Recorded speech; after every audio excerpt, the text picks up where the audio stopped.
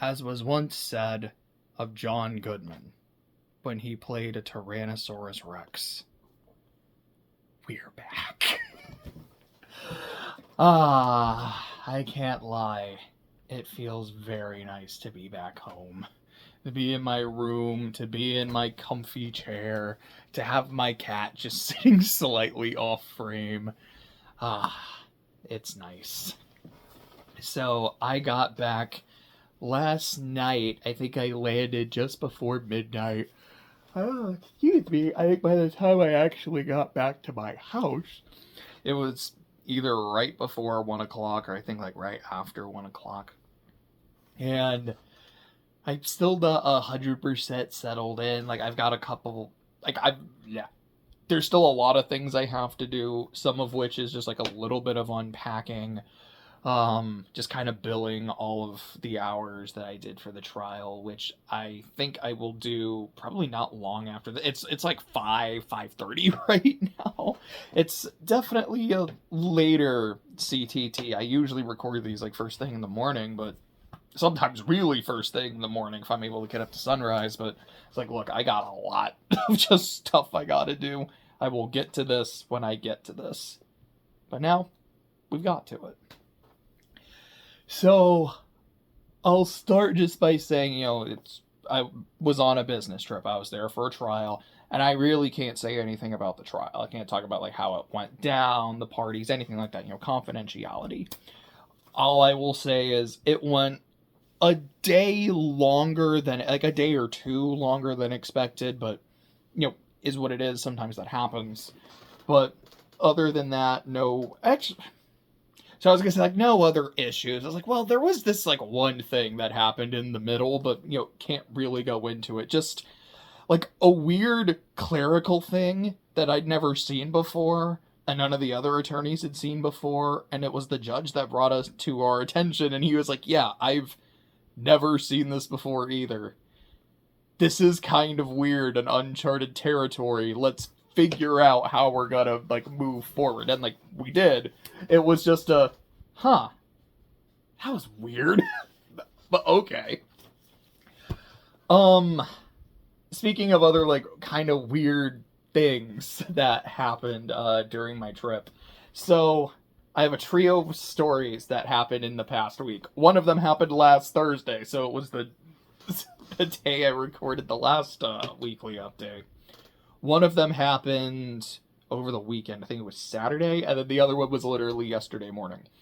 So, the first one is, we were off Thursday. The court was observing a holiday, and I was like, I'm just going to go see some friends. I have some friends that live nearby.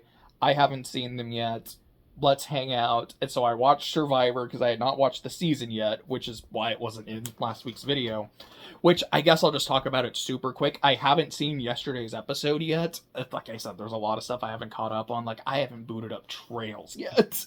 I am so excited for that. But anyways, the first two episodes, like, I've liked them. I'm not at a point where I'm like, dude, I love this season yet. But it's not a, man, I'm bored, or I think this sucks. It's like, okay, this seems like solid so far. This seems fine. We'll see when it gets good. And maybe it doesn't. Who knows? But, well, like, I have no beef with this. I think that's what I'm trying to say. I have no beef with the season yet. I hope there is not a yet that happens, and I just have no beef with it. But I'm not at a, yo, this has been great so far. It's been good. It's been fine. Though I will say the fact that there was a team that had a, like, significant handicap in the episode 2 immunity challenge and still finished in first place is absolutely insane. Just, as they kind of say in Survivor, you gotta dig deep. You can never give up until the challenge is over. You are always still in it. Another example I always think of that is Kagayan, where it's the Final Four immunity challenge, and Cass is just out of the challenge, and she ends up winning the whole thing. Not the whole season, just that particular challenge. But it really is. Even when it seems like you are down and out, until it's over, until you hear that bell, you've got to keep going. But yeah, I think that's really all I have to say about Survivor. So I was with my friends, watched Survivor.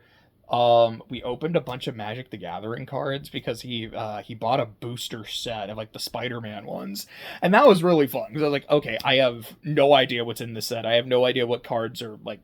I don't know what cards are good from a seller's perspective, and I have no idea what cards are good from a gameplay perspective. I just want to see neat stuff, and I saw some neat stuff. We had a good time. Then, as I'm on my way home, I get a flat tire. So I'm driving, and I'll be honest, like the car I was driving during my trip, it's a Mini Cooper. And I really didn't like it my first trip. I was like, this car feels really small. It's very tight. I often described it as like, I feel very oafish and just like too large while in this car. And I didn't really feel that the second time, and that was nice. I felt a lot more comfortable in it, but there's just something about driving it, especially on the freeway, where like there's something about this car that feels like really rickety. Like I can almost like hear the rumble of it, and not like, oh yeah, it's got a good strong engine. Like no, it sounds like the frame is fraying, and at any point something might explode. I don't like that. Like, dude, I've seen enough Final Destination. I've seen all of the Final Destination movies at this point now. Like, I don't like how this feels. So I'm driving, and then I just hear this loud, like, pop, bang. I'm like, okay, what just happened? And I could feel, like, the car, like, kind of, like, not quite swerving, but even as rickety as it is, it's a car that I feel like I always have control of. I'm like, I don't really fully have control anymore. Like, I'm fighting against the car. I don't know what's going on. I'm assuming it's the tire. It might have been more than the tire. Like, did part of the car actually explode and fall off? I don't know. And now I have a thing on my, like, dash saying, like, tire popped. And I have another thing. I don't remember exactly what it said, but it was something along the lines of, like, the tire, I don't remember what they called it, but it was a something flat, and I think they said, oh no, like, it's safe to drive as long as you're not going over 50. And I'm sitting here thinking, I don't want to drive on the freeway with a flat tire. It might be saying, you can do this, it's okay. Like, I don't think I should. So I pull over, take some time to breathe and attempt to calm down. So I contact my boss to be like, okay. Because here's the thing, like, I know I could just call my friend and he could pick me up and could probably just finish taking me home. Because that may be from where I was at about 20 minutes away from the house. Like, I know he could get me. But I don't want to leave the car here, especially because it's the company car. Like, I don't want to do that to the team's, like, property, But I also just don't know what to do. So my boss is like, okay, go check in the trunk. There should be a spare. So I look, there's no spare. He's like, okay, well, you got to lift the thing up to see. So I do, and I'm like, I still don't see a spare. I don't know what I'm supposed to do. So it takes, like, there's some shenanigans of, like, trying to figure out, like, okay, well, did you look in this spot? I think, but I don't see anything, and, trying to figure out how to share my location and all of that, but eventually he's able to find me, and he checks, he's like, okay, you're right, there's not a spare, 100% thought there was, so that means we can't just call, like, AAA to fix the tire. So I found a tire place that's relatively close. We just have to get there. So he drives, like, he puts on the hazards, and we drive. So when I pulled over, the bottom of the tire is flat, and there's, like, I don't even know how I want to say it, but, like, there's definitely a part that's, like, kind of popped off and, like, open. By the time we, like, turtle our way over to that tire place, that tire is gone. Like, it looks melted, it looks charred, there is, like, almost no, like, usable rubber on that anymore. And it takes a while, but we're able to get the tire fixed and everything's fine and I make it home safe. It took about 3.5 hours from when the tire exploded, but I did. And it sucked and it was awful. But I was okay. And all I can really say is thank God for that. Because that could have been a lot worse. That is a dangerous situation that happened to me. But I was able to be okay. And I thank God for that. The second thing was short version. I wanted to go to El Matador Beach at sunset and eat a Lily's breakfast burrito. That was the plan. It was something I had done during my last trip. And it wasn't quite successful the last time. Like, I had the burrito, I was on the beach, I had a nice rock to sit on, like, I was reading a book. I was reading Life and Death Twilight Reimagined, Teenage Kraken. But, like, I had a good time. It was just, man, I didn't get to really see the sunset. Because by the time the sun set, like, well, now it's over there, and I'm not really getting the nice, like, colors on the water and all of that, so I can't even say it was a full disappointment because of how much I enjoyed the rest of the experience, but one of the big things I was there for, it wasn't able to happen. So I'm like, alright, we're gonna try this again. And this time, we're gonna get that sunset. Well, I wasn't wrong.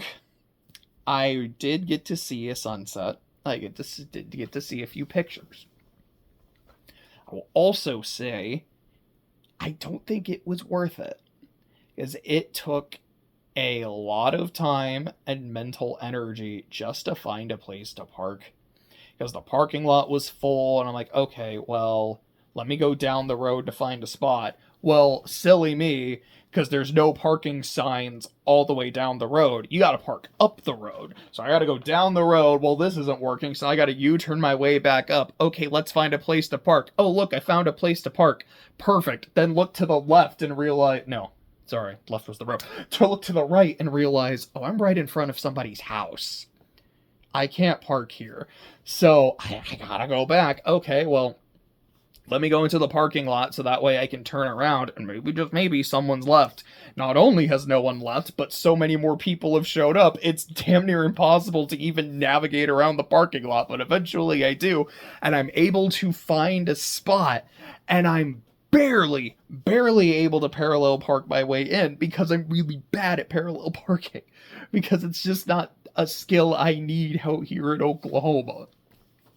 But finally, after, I don't know, probably like 20 minutes or so. No, it's got to have been more than that. Probably 25, 30 minutes. I'm finally able to park and make my way down. And I do, and I'm like, okay, I finally made it. There's a nice sunset.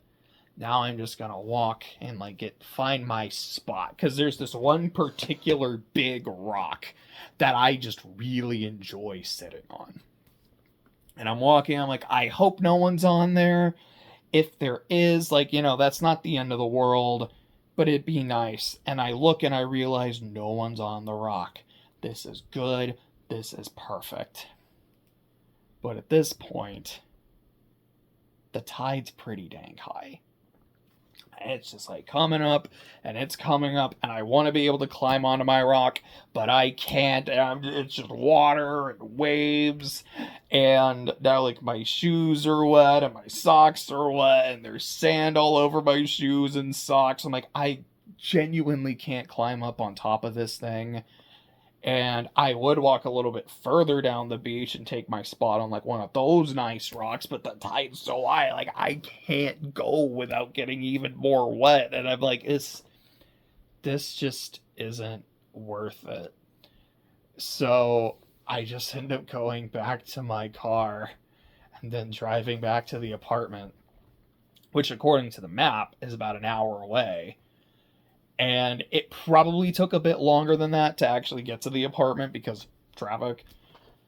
But by the time I did, I'm like, I'm so exhausted and I'm so miserable. And this was only like 2 days after the 3-hour thing with the tire. But at least now I get to eat my burrito. Like, I threw it in the microwave. It's like, it's going to be ice cold. Like, I'm going to heat it up. But it was still good. I was like, man, this just felt like a waste of time. But there is something that I really enjoyed, aside from the burrito, because the burrito's really good. Malibu Canyon Road is a road that I've always just liked riding on.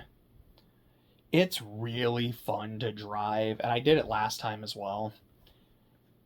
And the last time when I was driving down, I specifically got a song ready, and it was, I think it's called California by Planet Plant. But it's that California, here we come, right back where we started from. Like, you know, that's kind of a nice song, like, to listen to while going down canyon.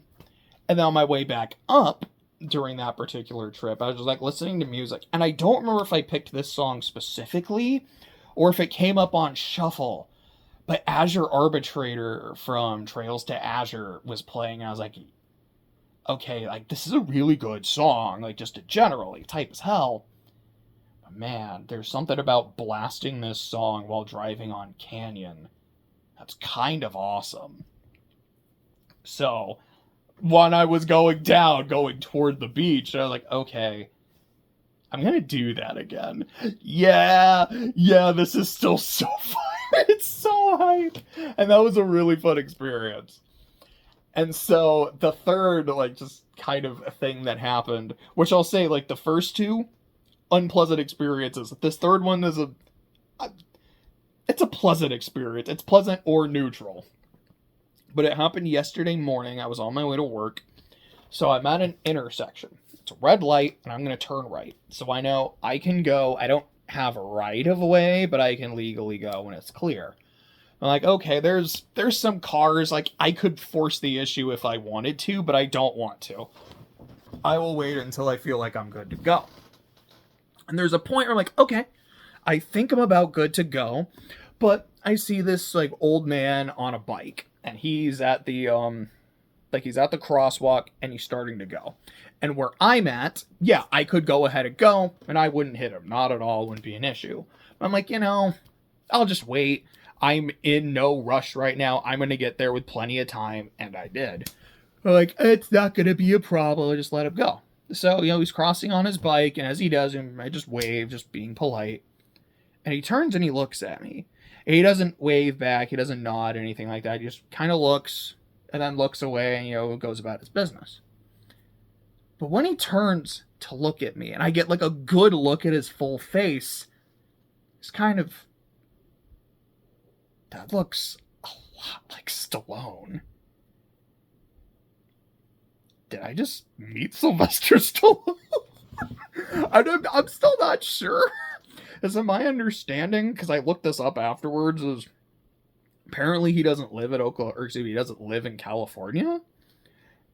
But I was talking to a friend about it. He's like, I don't know. I heard, like, he's scouting locations for a movie, so maybe that was him. Maybe you did just run into Stallone. I was talking to another friend about it. He's like, what's your percentage on that? Like, how sure are you? I'm like, I don't know. I feel like about 85%. Like, I don't know if Stallone was in the area or if he was, like, riding his bike at 7:30 around Hollywood, but it just looked like him, like a lot like him. And I don't know, I think that's kind of fun and kind of neat. It's a more pleasant encounter than the one I think I had with Timothée Chalamet, which that's a story I told the last time I was in California, and that is not an indictment on Chalamet in any ways. It's just I almost got into a car accident with someone. And then after the almost incident, the driver, you know, just kind of turns their head and has this look of like, what the hell is going on? Like, not angry, but just kind of confused and a little concerned. And I'm like, I'm sorry, like, you know, I thought a thing was happening this, and he's just like, all right, and like, it's fine, and then leaves.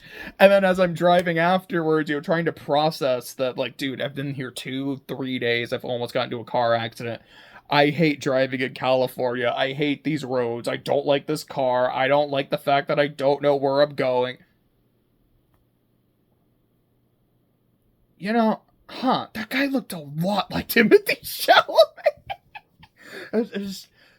It's a funny thing in hindsight. In the moment, I was just, like, terrified and overwhelmed. So I'm glad the Stallone thing happened in a just more chill, relaxed setting.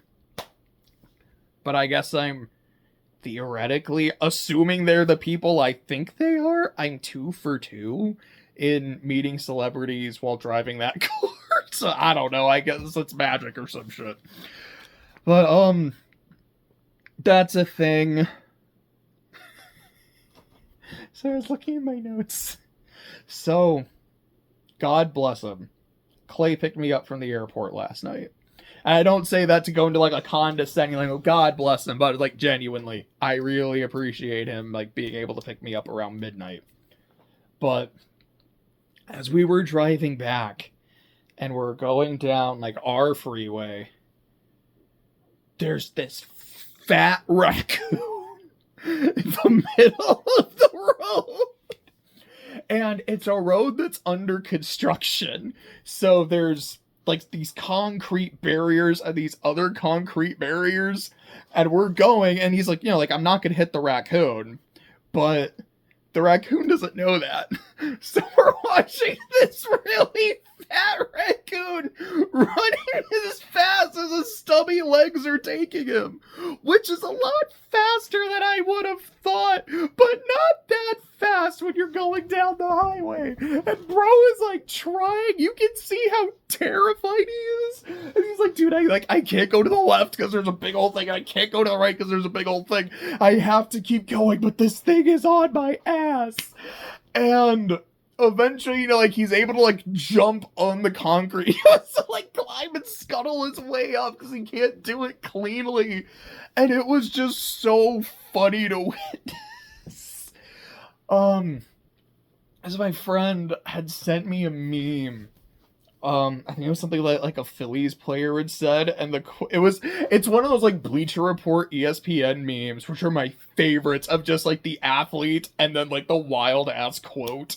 One of my favorites is the Mike Tomlin one that just says, "I'm a degenerate." But this one, I don't know the name of the athlete. I'm sorry. Like, I really like playoff baseball, just, like, the vibe of it, the atmosphere. It's literally a turn-based sport. It's actually super neat. But I do not know baseball players. But the quote was just, "I'm fucking fat." And it's all I could think of while watching this raccoon running for his life. Oh, it was so funny. Anyways, speaking of sports, y'all, the Saints won a game. We will not be the first team to go 0-17.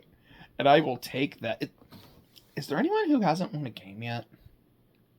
Because I think the Dolphins did beat somebody. I don't remember who. But I think they finally got their first win last week. Houston beat Tennessee.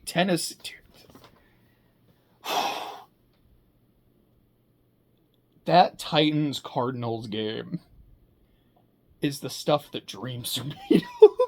Because that is a fever dream of a game. Just, there is a point when the Cardinals are driving. I think they were in field goal range. I think they were around, like, the 30 or the 25. And the snap just doinks off Kyler Murray's helmet. And then a Titans player recovers it. A Cardinals player runs 70 yards untouched, scores the easiest touchdown of his life, but does the classic where you just toss the ball just before you cross the goal line. So, no score, turnover, Titans have the ball. So that's a 6 points the Cardinals would have loved to have. Probably 7, you know, assuming they make the extra point, but at least 6. The Titans touchdown where Cam Ward throws the ball, it's intercepted.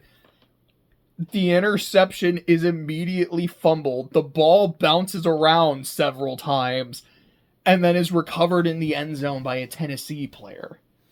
It's insane. It's stupid. It's goofy. It's what I love about... You see, like, it's some of the stuff I love about football. Because sometimes you get really good, well-played games. You might see an offense that is a well-oiled machine. You might see a defense that is a wall, and you have to be a real juggernaut to break down that wall, and they are not going to let you get that momentum to go full juggernaut mode. And it can be really good to watch that kind of shit. And then sometimes you just see sloppy play. You just see sheer goofiness. And it's impeccable entertainment. Like, I have a friend who is a big Cardinals fan. Like, I'm not gonna message him about this game. I'm going to be really, really nice and say nothing. Because I don't want to bring it up and just make him more upset. But, wow. That was something special, man. That was incredible. But to my point, the Saints have won a game. And we will not have a defeated season. Aside from that Seahawks game where we were down 32 points at halftime, we have been in every game we've played. We have been tougher than expected. We are a team that has fought. We're a team that's been scrappy, sometimes not aggressive enough. Like, I think it was against the Cardinals where we had time at the end of the first half and just didn't attempt to drive. And then there's against the Bills where we were maybe too aggressive, where we attempted a Philly special that ended in an interception. But it seems like this is a team that is learning and a team that is fighting. And in a rebuilding year, I will take that.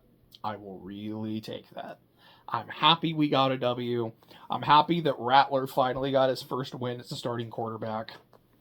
We'll see if we can build on that. I don't remember who we play this week off the top of my head. Excuse me. I'm like 90% sure we're playing New England, which that's not an easy win. Like, they just beat Buffalo last week, and yeah, they look like a good team. What do you know? Having Vrabel as a coach is a really good idea. Tennessee might be able to use a guy like Vrabel as a coach. Don't really have much else to say about football. At least I didn't. Nothing off the top of my head.